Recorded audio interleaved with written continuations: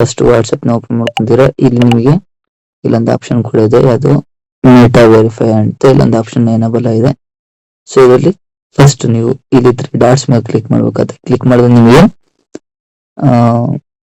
Settings ನ open ಮಾಡ್ಕೊಳ್ಳಿ. Settings ನ ಓಪನ್ ಮಾಡ್ಕೊಂಡಾಗ ನಿಮಗೆ ಇಲ್ಲಿ ಚಾರ್ಟ್ ಅಂತ ಬರುತ್ತೆ. ಈ ಚಾರ್ಟ್ ಅಲ್ಲಿ ನಿಮ್ಮ ಚಾಟಿಂಗ್ ಬೇರೆಯವ್ರು ಯಾರು ಚೆಕ್ ಮಾಡ್ತಿದ್ದಾರೆ ಅಂತ ನಿಮ್ಗೆ ಏನಾರ ಅನ್ಸಿದ್ರೆ ಈ ಚಾರ್ಟ್ ಅನ್ನ ಆಪ್ಷನ್ ಅಲ್ಲಿ ಬಂದು ಇಲ್ಲಿ ಸ್ಕ್ರೋಲ್ ಡೌನ್ ಮಾಡ್ತಾ ಹೋಗಿ. ಸೊ ಸ್ಕ್ರೋಲ್ ಡೌನ್ ಮಾಡಿದಾಗ ಏನಾಗುತ್ತೆ, ನಿಮಗೆ ಇಲ್ಲಿ ಚಾಟ್ ಬ್ಯಾಕಪ್ ಅಂತ ಇರುತ್ತೆ. ಸೊ ಇದರಲ್ಲಿ ನೋಡ್ಬೋದು ನೀವು, ಇಲ್ಲಿ ಲಾಸ್ಟ್ ಟೈಮಿಂಗ್ಸ್ ಹೇಳ್ತಾ ಇದೆ. ಲೋಕಲ್ ಅಕ್ಟೋಬರ್ 18 7 ಗಂಟೆ 3 ನಿಮಿಷ ಬೆಳಗ್ಗೆ ಆಗಿದೆ. ಸೊ ಲಾಸ್ಟ್ ಬ್ಯಾಕಪ್ ಬಂದು ಇನ್ನು ಅದು ಕೂಡ ಆಗಿಲ್ಲ. ಸೊ ಇದರಲ್ಲಿ ಯಾಕೆ ಆಗಿಲ್ಲ ಅಂದ್ರೆ ಇಲ್ಲಿ ಗೂಗಲ್ ಅಕೌಂಟ್ ಅಂತ ಇದೆ.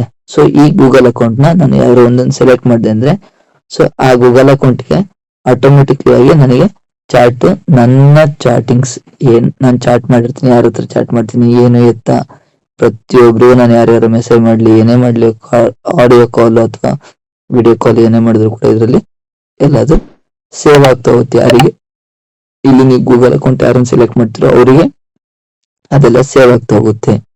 ಇದು ಒಂದು. ಸೊ ಇದರಲ್ಲಿ ಇನ್ಕ್ಲೂಡಿಂಗ್ ಬ್ಯಾಕಪ್ ಆಗೋದ್ರಲ್ಲಿ ಇಲ್ಲಿ ಇನ್ನೊಂದು ನೋಡ್ಬೋದು, ಇಲ್ಲಿ ಆಟೋಮೆಟಿಕ್ ಬ್ಯಾಕಪ್ ಅಂತ ಇದೆ.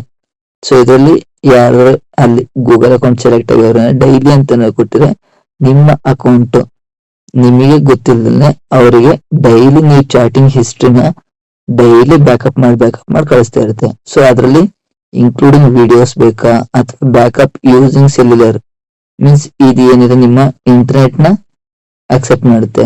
ಸೊ ನಿಮಗೆ ವೈಫೈ ಕನೆಕ್ಟ್ ಆದ್ರೆ ಮಾತ್ರ ಬ್ಯಾಕಪ್ ಆಗುತ್ತೆ ಅಂತೇನಿಲ್ಲ.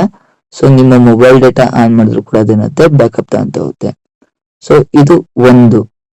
Thank you for watching.